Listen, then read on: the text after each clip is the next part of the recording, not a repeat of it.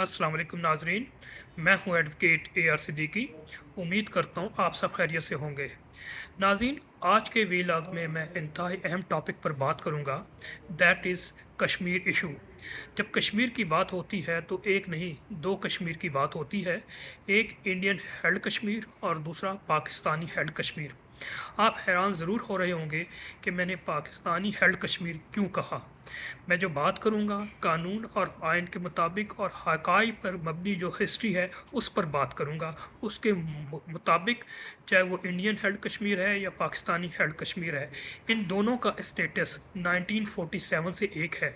मैं आज तारीख़ भी बात करूँगा, बैकग्राउंड में कि कश्मीर क्या था, फिर 1947 के बाद क्या सिचुएशन थी और आज इंडियन हेल्ड कश्मीर और पाकिस्तानी हेल्ड कश्मीर की क्या स्टेटस है। इसके साथ साथ जो इम्पोर्टेंट ट्रूस या एग्रीमेंट हुए, स्पेशली जो इंस्ट्रूमेंट ऑफ एक्सेशन अक्टूबर 1947 में राजा हरी सिंह ने इंडियन गवर्नमेंट के साथ किया, फिर पाकिस्तान में जो कराची एग्रीमेंट हुआ अप्रैल 1942 में, उस हवाले से भी बात करूंगा और अपनी ओपिनियन दूंगा जो 12 सीटों के हवाले से, स्पेशली जो झगड़ा इस वक्त कश्मीर में चल रहा है और जिसकी वजह से कश्मीर एक महीने के मैं समझता हूँ कि जल रहा है और कश्मीर में अनरेस्ट है। वहाँ की ओवरवेलमिंग मेजॉरिटी जो है जॉइंट एक्शन कमेटी को सपोर्ट भी कर रही है और मुख्तलिफ रस्ते बंद हैं। मुख्तसर ये कि आज मैं इन तमाम पहलुओं को कोशिश करूँगा आइन, कानून और ट्रू हिस्ट्री है उसके मुताबिक आप तक अपना पॉइंट ऑफ व्यू रखूँ। इससे पहले कि मैं इसको डिटेल में जाऊँ, आपसे रिक्वेस्ट है कि आप मेरे चैनल्स को लाइक करें, सब्सक्राइब करें, बेल आइकन को ज़रूर प्रेस करें ताकि मेरे वीलॉग की नोटिफिकेशन आपको रेगुलर मिलते रहे। और अगर ये इन्फॉर्मेशन जो मैं आपको पास ऑन कर रहा हूँ इन्फॉर्मेटिव लगे तो अपने दोस्तों में ज़रूर शेयर कीजिएगा। नाज़रीन, सबसे पहले मैं बात करूँगा कॉन्स्टिट्यूशन ऑफ पाकिस्तान 1973 का। उसके मुताबिक पाकिस्तान किन हिस्सों में शामिल है या कंप्राइज करता है। तो आर्टिकल 1 सबसे पहले जो कॉन्स्टिट्यूशन है वही इंट्रोडक्शन करवाता है कि रिपब्लिक एंड टेरिटरीज। उसमें मुख्तसर ये कि जो 4 प्रोविंस है जिसमें बलूचिस्तान, खैबर पख्तूनख्वा, पंजाब और सिंध, ये पाकिस्तान है। इसके साथ साथ जो बी है आर्टिकल 1 का, वो कहता है कि Islamabad capital territory is also the part of Pakistan as a federal capital. इसके साथ जो सी है दैट इज़ मोस्ट इम्पॉर्टेंट, जो कि जिस पर डिस्कस करेंगे कि such states and territories as are और may be included in Pakistan whether by accession और अदरवाइज। अब हम इसको आइन के मुताबिक इंटरप्रेट करते हैं तो तीसरे में 2 वर्ड्स आए हैं, एक्सेशन और अदरवाइज।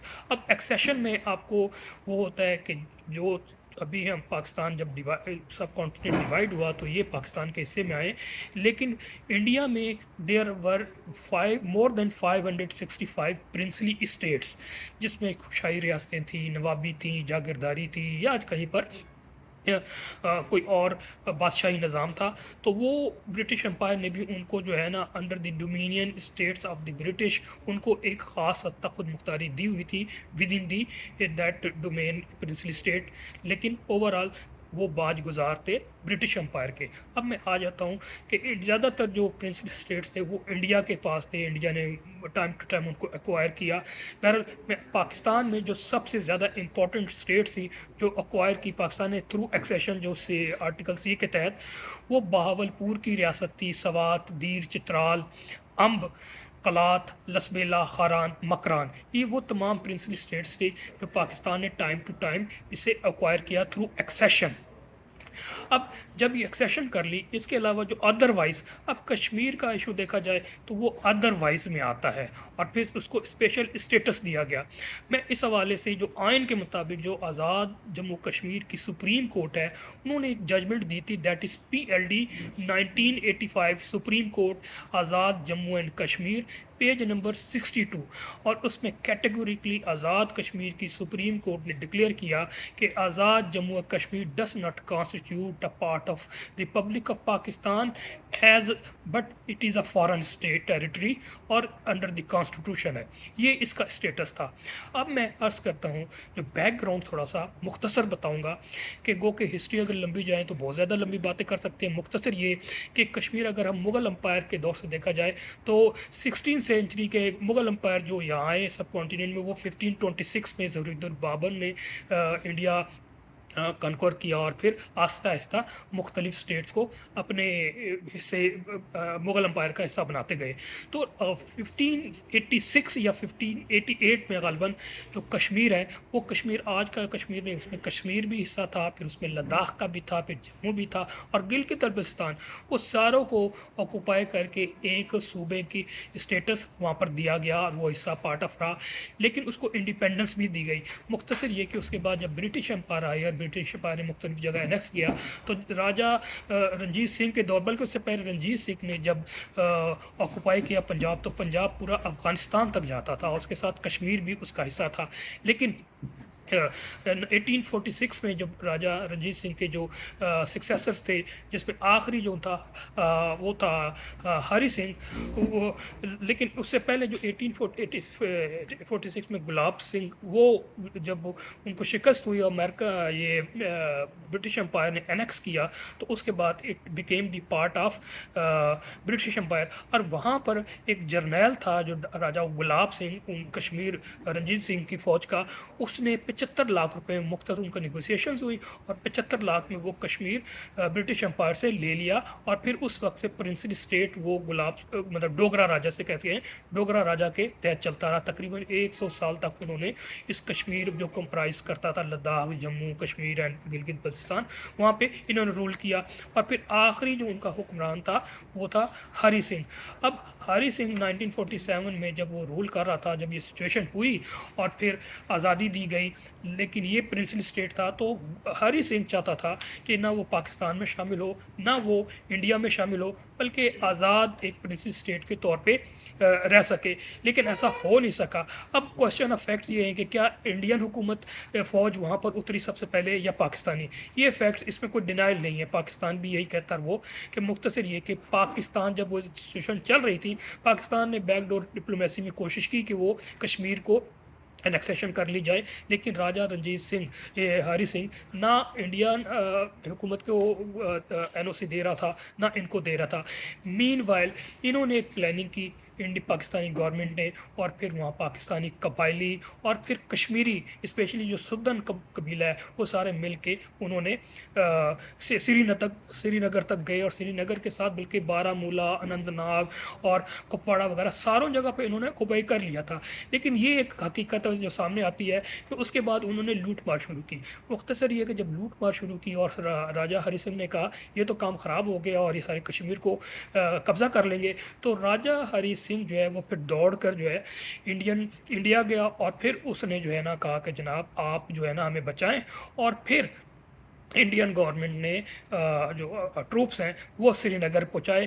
لیکن یہ پاکستانی جو وہاں پر موجود تھے قبائلی یا پھر کشمیری اور پاکستانی لوگ، وہ تیار نہیں تھے مینٹلی طور پہ، کیونکہ وہ مال غنیمت سمیٹنے میں پیچھے لگے ہوئے تھے. مختصر یہ کہ سری نگر میں انہوں نے فوج اتاری اور 2 ہفتے کے اندر اندر تمام چیزوں کو ان کو پیچھے دھکیلا، جو کہ آج آزاد کشمیر تک، جو کشمیر ہم پاکستانی ہیلڈ کشمیر ہے وہاں تک معاملہ گیا. اور پھر انڈیا جو ہے وہ پھر یونائٹڈ نیشن میں لے کر معاملہ کیا کہ یہ تمام چیزیں ٹھیک نہیں ہو رہی، تو آپ کائنڈلی اس کو جو ہے نا وہ آپ اپولڈ کریں اور اس معاملہ کا حل کریں. مختصر یہ کہ پھر 2 جو ریزولوشن آئی، وہ سب سے پہلے ریزولوشن آئی اگست 1948 میں، اور اس کے مطابق جو چیزیں تھیں اس کو مختصر آپ کو بتا دوں کہ سب سے پہلے انہوں نے کہا کہ جناب یہ 2 جو جنگ روک دیں، اور سیکنڈ یہ ہے کہ دوسرا یہ ہے کہ ایک شرط رکھی جو بہت امپورٹنٹ ہے سمجھنے کے لیے کہ جناب جو پاکستانی ملٹری فورسز ہیں یا پھر قبائلی ہیں یا پاکستانی ہیں، وہ اپنے تمام ٹروپس واپس لے جا کے پاکستان تک لے جائیں گے. اور پھر انڈیا کے حوالے سے جو وہ ایگریمنٹ ہے اس میں یہ کہا کہ ہاں انڈین آہستہ آہستہ اپنی ملٹری کم کریں گے، لیکن اتنا ضرور رکھیں گے تاکہ وہ امن و امان کے لیے ضروری ہو. یہاں پر پاکستان کی میں سمجھتا ہوں اس وقت حکومت نے شکست کھائی تھی سیاسی سطح پہ، جبکہ اصولاً یہ ہونا چاہیے تھا کہ دونوں ہم یونائٹڈ نیشن کی ایک فوج بھیج رہے ہیں اور جیسے فوج بھیجیں گے تو سائملٹینیسلی دونوں فوجیں ریٹریٹ کر کے اپنے ایریاز میں چلی جائیں گی، جبکہ یہاں پر یہ کیا گیا تھا. لیکن جب پریکٹیکلی جب یہاں پر سوچ بچار ڈیلیبریٹ کیا ہوگا تو انہوں نے کہا اگر ہم واپس آ جائیں تو انڈیا وہاں پر، اس کا مطلب ہے کہ India would be in better position. تو مختصر یہ کہ نہ پاکستانی فوج جو ہے انہوں نے وہ جگہ چھوڑی، جو لائن آف کنٹرول ہے وہاں پر تو رک گئے جیسے اسٹیٹس کو کے طور پہ، لیکن اس کے بعد فوج یا फिर ये सारी चीज़ रिट्रीट नहीं हुई और फिर ये सिलसिला चलता रहा। इंडिया ने जो अपने कॉन्स्टिट्यूशन में 370 स्पेशल स्टेटस दिया और फिर 35A ऐड किया, जिसपे स्पेशल स्टेटस दिया उसमें मुख्तसर ये कि उनको काफ़ी हद तक इंडिपेंडेंस भी दे दी और यूनियन ऑफ इंडिया से हट के उनको कॉन्स्टिट्यूशन में लग दिया गया, वो अपना कॉन्स्टिट्यूशन बना सकते थे। और उसमें जो कश्मीर का एरिया है उसमें जो इंडियंस हैं वहाँ पर ना कोई प्रॉपर्टी ले सकते थे, कोई और बिजनेस इस तरह के विदाउट NOC नहीं कर सकते थे, यानी कि स्पेशल पावर्स दी गई। जिस तरह हमारे कश्मीर को एक कॉन्स्टिट्यूशन दिया गया और फिर उनको स्पेशल स्टेटस दिया गया। मुख्तसर ये कि फिर 2019 में, और ये को मैं समझता हूँ कि इंडियन इंटरनेशनल कॉन्स्पिरेसी का हिस्सा है, ये वैसे ही नहीं हुआ।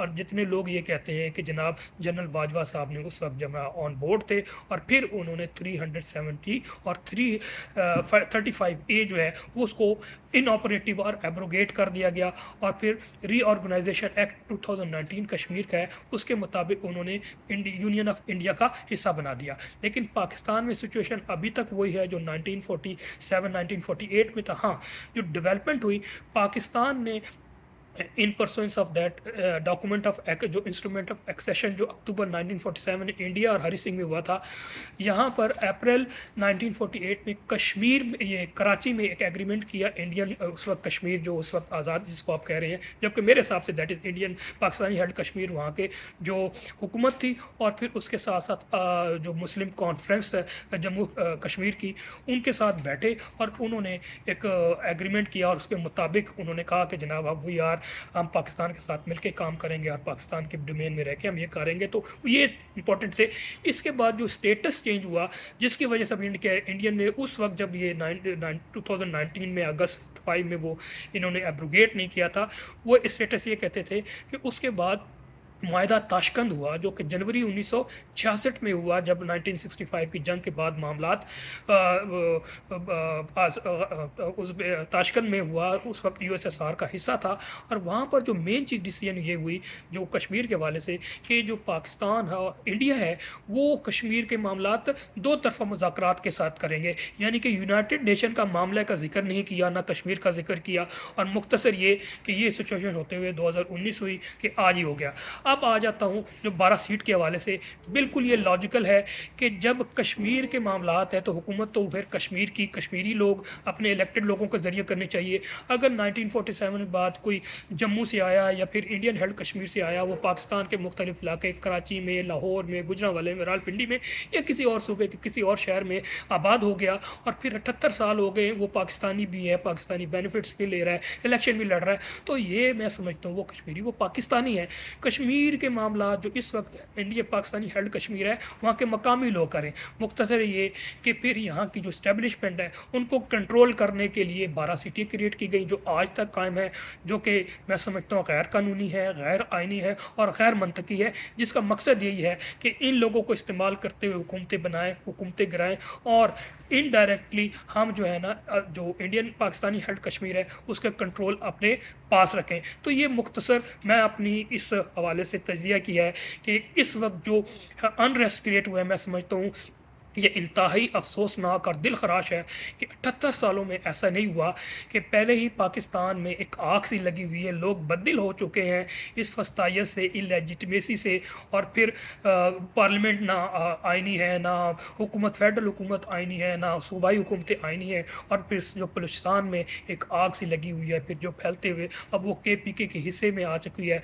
पंजाब में जो है एक फस्तायत का निज़ाम है, मुख्तलिफ लॉज के ज़रिए, CCD के ज़रिए, NCCIA के ज़रिए। और फिर इस वक्त एक नया कानून जो लाया जा रहा है जो कि Punjab control of habitual offenders and anti social behaviour act 2026, मुख्तलिफ कानून सारे दवाए जा रहे हैं। तो फिर ये तमाम के बाद अब कश्मीर में आग लगाने का मंतक मुझे समझ से बाहर है, जो कि अगर इन वाइडर सेंस में देखा जाए तो ऐसा लगता है जो इंटरनेशनल कॉन्स्पिरेसी है, ये तमाम पार्ट ऑफ इंटरनेशनल कॉन्स्पिरेसी है कि यहाँ पर अनरेस्ट पैदा करके इन कश्मीरियों को भी पाकिस्तान से बदल किया जाए, जो कि ڈائریکٹلی اور انڈائریکٹلی ہمیشہ پاکستان کو انہوں نے سپورٹ کیا. پاکستانی فوج میں وہ موجود ہے, پاکستان کے اسٹیبلشمنٹ میں موجود ہے. مختصر یہ کہ کشمیریوں کو میں سمجھتا ہوں ڈوئل ایک طرح کی نیشنلٹی ہے کہ وہ کشمیری بھی ہیں اور پاکستان میں بھی وہ پاکستان کے بہت سے بینیفٹس استعمال کر رہے ہیں اور انجوائے کر رہے ہیں. تو اس طرح سے ان کے دل میں وہ کریٹ کر رہے ہیں ایک ہیٹرڈ جو کہ پہلے ہی مختلف علاقوں پاکستان میں آلریڈی موجود ہے, جو کہ چند لوگ کنٹرول کریں ان کے خلاف. تو انفارچونیٹلی میں سمجھتا ہوں سینس پریویل کرنا چاہیے, عوام کو اپنے تئیں کوشش کرنی چاہیے کہ اس وقت جو بھی فسطائی حکومت موجود ہے ان کو پریشرائز کر کے یہ جو 12 سیٹوں کا معاملہ ختم کیا جائے. ابھی میں تھوڑی سی دیر پہلے ایک پڑھ رہا تھا کہ پاکستان تحریک انصاف نے جو ایک اسٹیپ لیا اور ایک نوٹیفیکیشن کیا ہے کہ جو 12 سیٹوں کے الیکشن ہو رہے ہیں, یہ جس کو مہاجر سیٹ کہتے ہیں, جو پاکستان میں مختلف کانسٹیٹوئنسی بنائی گئی ہے, اس میں ہم الیکشن کانٹیسٹ نہیں کریں گے اور اس کا بائیکاٹ کرتے ہیں. میں سمجھتا ہوں یہ بہت اہم ہے, اور دوسری جو جماعتیں الیکشن لڑ رہی ہیں کشمیر کو, ان کو بھی چاہیے کہ اس کا بائیکاٹ کریں, اور اگر نہیں کرتے اس کا مطلب ہے کہ وہ اس کانسپریسی اور انٹریگ کا حصہ ہے. نیکسٹ ویلاگ تک کے لیے اجازت دیں. اللہ حافظ.